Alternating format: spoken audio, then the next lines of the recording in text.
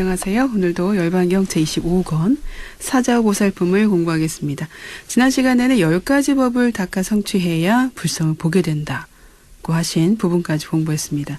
그 10가지는 신심을 구족해야 하는 것이고, 두 번째는 청정계율을 구족해야 하는 것이고, 셋째는 선지식을 친근해야 하는 것이고, 넷째는 고요한 적정을 주어야 하고, 다섯째는 정진, 여섯째는 염법, 일곱 번째는 부드러운 말, 그리고 여덟 번째 정법을 수호해야 하고, 아홉 번째 동학에게 부족한 것을 공급해야 되고요.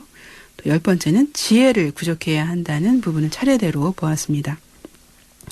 그렇다면 우리가 생활 속에서 때로는 선업을 짓고 혹은 악업을 짓는데요. 과연 어느 때에 그 과보를 다 받고 또 언제 불성을 보게 되고 또 어느새 안욕따라 삼맥삼보리를 이룰 것인가 라고 하는 것이 또 문제가 제기되죠. 순타는 열반경에 등장하는 아주 중요한 인물입니다. 부처님 열반 직전에 부처님께 공양을 올렸기 때문이죠. 그 순타 또는 춘다라고도 얘기를 하죠. 음식에 대한 이론이 있지만 여하튼 이 세상에 오신 부처님께서 마지막으로 순타의 공양을 받으시고 열반에 드셨기 때문에 그 공덕이 얼마나 지대하겠나라고 보통은 생각을 합니다. 부처님께서는 순타에게 너는 이미 불성을 보았으니 대열반을 얻을 것이며 안욕따라 삼맥삼보리를 성취하리라고 하셨습니다. 690페이지 중간 부분에 나오는 내용입니다. 이러한 무궁한 공덕을 지었다면 언제 그 공덕의 과보를 다 받을 것인가? 순타가 그 공덕의 과보를 언제 다 받을 것인가라는 질문을 또 다음과 같이 하게 됩니다. 질문 내용을 먼저 보도록 하겠습니다. 세존이시여 경에 말씀하시기를 축생에게 보시하면 100배의 과보를 받고 성불할 성품이 없는 사람인 일천재에게 보시하면 1000배의 과보를 받고 번뇌를 끄는 외도에게 보시하면 한량없는 과보를 받고 사양삭과를 얻은 아라한과 벽지불에게 보시하면 한량없는 과보를 받고 불태전의 보살이나 최후신 최후의 몸, 최후신 이거 윤회의 생사가 끊기는 어떤 최후의 몸을 말하는 겁니다. 그 최후의 몸의 보살이나 열애께 보시하면 받는 과보의 복덕이 한량 없고 가 없고 헤아릴 수 없다고 하셨거늘 순타보살이 이처럼 한량 없는 과보를 어느새 다 받고 어느 때에 안욕따라 삼맥삼보리를 얻겠습니까? 여러 가지 질문을 올립니다. 첫 번째 문제는 춘다의 경우처럼 이미 불성을 보았는데 거기다가 부처님께 마지막 공양을 올렸습니다. 그 어마어마한 공덕을 다 받으면 어느 세월에 안욕따라 삼맥삼보리까지 다 성취가 되겠냐는 것입니다. 우리 같은 중생에게는요 부럽기만 한 질문인 것이죠. 근데 문제는 업은 일단 지으면 언제가 되든 어디에 가든지 반드시 다 받아야 한다는 것입니다. 사람이 중대한 마음으로 좋은 업이나 나쁜 업을 지으면 반드시 과보를 받는데 이 세상에서 받기도 하고 다음 세상에서 받기도 하고 후생에서 받기도 한다고 하셨습니다. 순타는 중대한 마음으로 선한 업을 지었으니 반드시 업을 받을 것인데 그렇다면 어떻게 안욕따라 삼맥삼보리를 성취하며 불성을 보겠습니까? 라고 의문을 제기하게 된 것이죠. 두 번째 문제 제기는 이처럼 중대한 선업을 지었을 때 이 정해진 업을 다 받고 정말 안욕따라 삼맥삼보리를 이루기는 할 수 있는 것인지 그것도 또 의문이 생기는 것이죠. 경전에서는 다음과 같이 질문을 올리고 계십니다.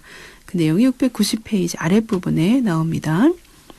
네, 경전 내용 보겠습니다. 또한 세 종류 사람에게 보시하면 그 공덕이 다함이 없다고 하셨으니 병자, 부모, 열애라고 하였고 법구경 개송처럼 허공도 바닷속도 산속도 어느 곳을 벗어나서도 업보를 받지 않을 수 없다고 했으며 밥 한 그릇을 모시하고 8만 겁 동안 악취 나쁜 짓을 한 사람이 죽어서 가는 고통의 세계 또 그런 악취에 떨어지지 않는다고 하였으니 순타가 진심으로 보시하고 단바라미를 성취한 것이야말로 무엇 할 것인가.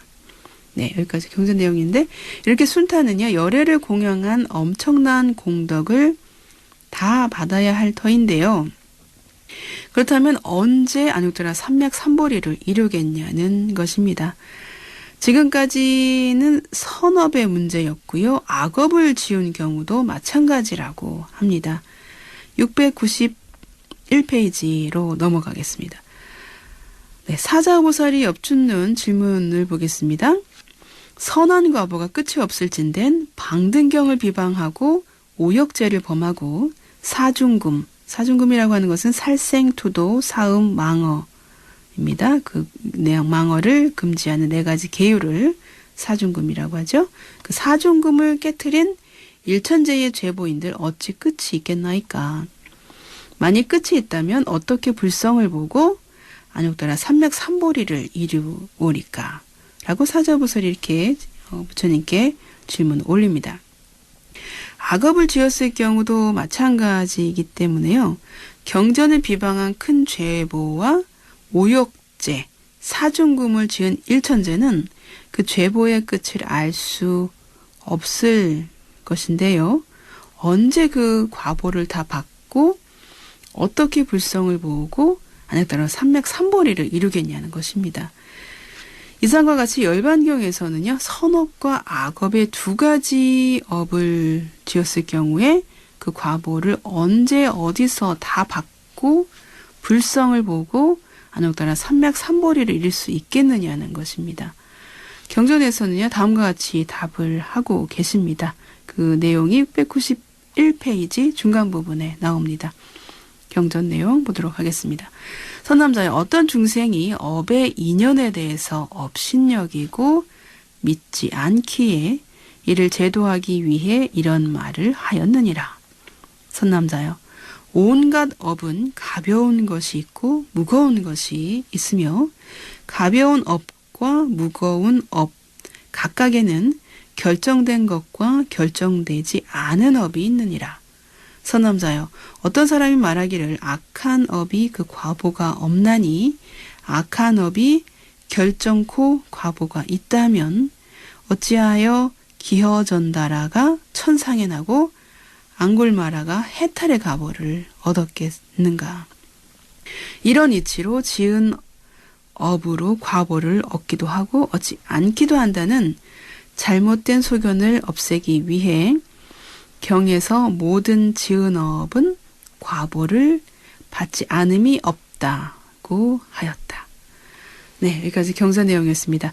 이처럼 무량한 공덕과 선업 또는 악업의 과보를 설하는 것은 중생이 업의 인연에 대해서 가벼이 여기고 믿지 않기 때문에 이런 사람들을 제도하기 위해서 언제 어디서건 다 받아야 한다는 그런 말씀을 하였다는 뜻입니다. 그리고 지은 업은 더 그 가볍고 중한 차별이 다 있고요. 결정된 업, 결정되지 않은 업에 따라서 과보를 받음에 또 차이가 있다는 것입니다. 그렇다면 기허전다라가 사막도에 떨어질 죄업을 지었고 또 앙굴리마라가 지옥에 들어갈 살인을 저질렀는데 어떻게 천상에 나고 해탈을 얻었다고 하는 것입니까? 이들은 이 악업의 과보를 받지 않은 것일까요? 경전에서는 이 문제에 대해서 다음과 같이 설하고 계십니다. 지혜 있는 사람은 지혜의 힘으로 지옥에서 받을 중대한 업을 이 세상에서 가볍게 받기도 하고 어리석은 사람은 이 세상에서 받을 가벼운 업을 지옥에서 중하게 받기도 하느니라. 네, 곧 무거운 짐을 가볍게 받을 수도 있고요. 혹은 가벼운 업을 무겁게 받을 수도 있는데 이것이 모든 사람에게 똑같은 것이 아니고요. 지혜로운 자와 어리석은 자에 따라서 그 받음의 차이가 있다는 것입니다. 그렇기 때문에 모든 업이 모두 결정된 과보를 받는 것이 아니고요. 또 비록 얻은 것이 아니지만 얻지 않은 것도 아니라고 하는 것입니다. 때때로 우리는 그렇게 악업을 지었는데 잘 살기만 하더라. 또는 그렇게 좋은 일을 많이 했는데 왜 그렇게 못 살지? 라는 이러한 말을 할 때가 있습니다. 이러한 것은 법의 이치를 알고 나면요. 하나 기우의 그런 걱정에 불과하다는 것을 알게 되는 것입니다. 다만 부처님께서 남기신 법에 따라서 부지런히 공덕을 쌓으면 선정과 지혜를 또 닦으면 산 넘고 강 건너 보배 성에 이르는 것처럼요. 어느덧 안욕따라 삼맥삼보리도 우리에게 가까이 와 있을 것입니다. 다음은 업에 대한 말씀을 하고 계시는데요. 그 업에 관한 말씀이 693페이지의 내용입니다. 부처님께서 업에는 결정된 업과 결정되지 않은 업 두 가지가 있다고 말씀하고 계십니다. 결정된 업에 또 다시 두 가지가 있는데요. 한 가지는 과보가 결정된 것이고 또 한 가지는 시기가 결정된 것이라고 하셨습니다. 과보는 결정되었지만 또 시기가 결정되지 않은 것은요.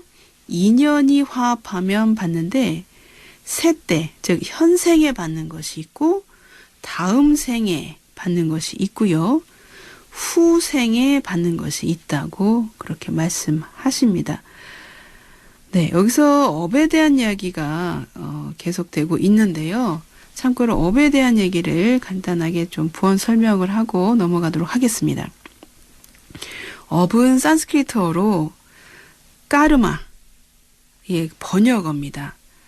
이 까르마는 업이라고 하는데 이것은 까르마 그 자체의 뜻을 보면 행위를 말하는 것입니다. 액션, 영어로는 액션을 말하는 것이고요. 행동을 말하는 것입니다. 몸이나 입이나 뜻으로 짓는 말, 신구의로 짓는 말과 또는 동작과 몸으로 짓는 말, 입으로 하는 말 또는 몸으로 하는 동작 그리고 생각 그리고 그것으로 인한 인과를 다 포함해서 이것을 업이라고 얘기하는 것입니다. 신구의 몸과 입과 뜻으로 짓는 모든 행위 또 그거로 인한 결과를 업이라고 하는 것입니다. 업을 짓는다라고 하고도 하는데요. 이 짓는다라고 하는 뜻으로 행위하다, 행동하다 이런 것으로 이해할 수 있습니다. 정신으로 생각하는 작용인 의념의 뜻을 또 결정하고 선악을 짓게 해서 업이 생기기도 하는 것입니다. 의업은 또 사업, 생각사자 써서요. 사업과 사이업, 이미이자 써서 생각사자에다 이미이자, 사이업으로 또 나누어지는데요. 사업은 생각의 업은 뜻으로 활동하는 정신 내부의 의업인 것이고요. 사이업은 한번 뜻을 결정한 뒤에 외부에 표현되는 그런 신업과 구업을 이 사이업이라고 하는 것입니다. 그 신구의 삼업을 말하는 것이죠. 또 몸과 입으로 외부로부터 나타나 표현이 되는 업이 있고요. 그 표업이 끝난 뒤에 밖으로 표출되지 않아도 선업이나 악업을 상속하는 것을 무표업, 밖으로 표출되지 않았는데도 또 업이 생기는 것은 무표업이라고 한다고 합니다. 그리고 업은 선업과 악업으로 또 분류되기도 하는데요.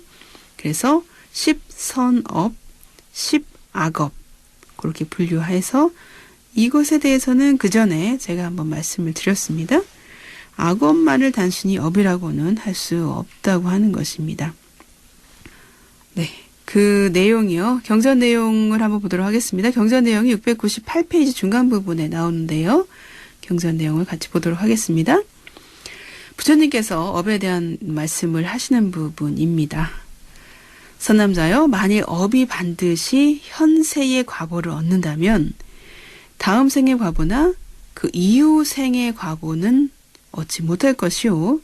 보살마살이 32대인상의 업을 닦는 것은 현세의 과보는 얻지 못하는 것이며, 업이 만일 3가지의 과보를 얻지 못하면 그것을 결정되지 않은 과보라 이름하느니라. 만일, 좀 넘어가서요. 만일 말하기를 모든 업은 결정된 업과 결정되지 않음이 있나니, 결정된 것은 현세에 받는 것, 다음 생에 받는 것, 후생에 받는 것이요. 결정되지 않은 것은 인연이 화합하면 받고 화합하지 않으면 받지 않은 것이다. 그러므로 범행과 해탈과 열반을 닦는 일이 있다고 한다면 이 사람은 참으로 나의 제자요 마구니의 권석이 아닌 줄을 알 것이니라.